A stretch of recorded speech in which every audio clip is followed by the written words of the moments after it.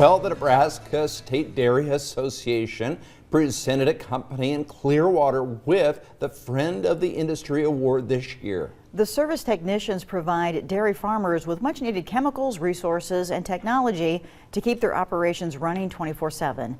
In this segment, Grace McDonald gives us a look at the industry through the eyes of automated dairy specialists. This fourth-generation dairy farm relies on machines to milk 335 cows so you can pour it into your glass. So robots really have kept us been able to keep us a smaller family farm. The Laley robots are helping Larson Farms combat the worker shortage. Still, it's not a totally hands-off operation. They require maintenance, no different than oil changes in your car or changing tires. Unlike cars, this dairy runs 24 hours a day, 365 days a year, which is why techs from automated dairy specialists are always on call.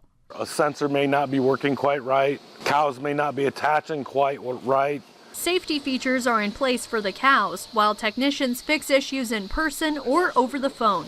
Their eyeballs are here, mine aren't. You know, if they call me within 10 or 15 minutes, they're up and running again. Today, there are 72 dairy farms across the state of Nebraska. But in 1965, there used to be 27,000.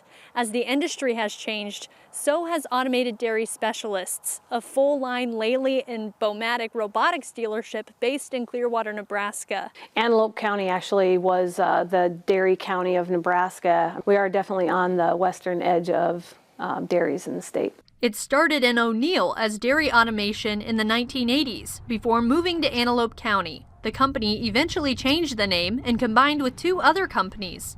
I would say all of our technicians run probably between that 25 and 30,000 miles a year.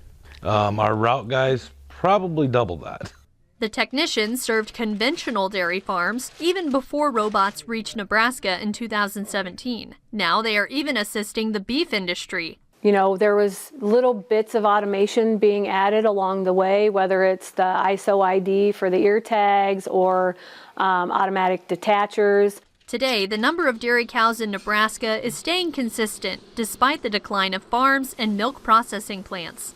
Since I've been here in 7 plus years, we have lost 9 or 10 plants, and that hurts. Thankfully, more plants are popping up in Nebraska. In the meantime, automated dairy is doing their part by diversifying for 130 farms in Iowa, Kansas, South Dakota, and Nebraska. That's just simply driven for the passion that we have for the industry, and the goal is to produce quality milk. For Pure Nebraska, I'm Grace McDonald.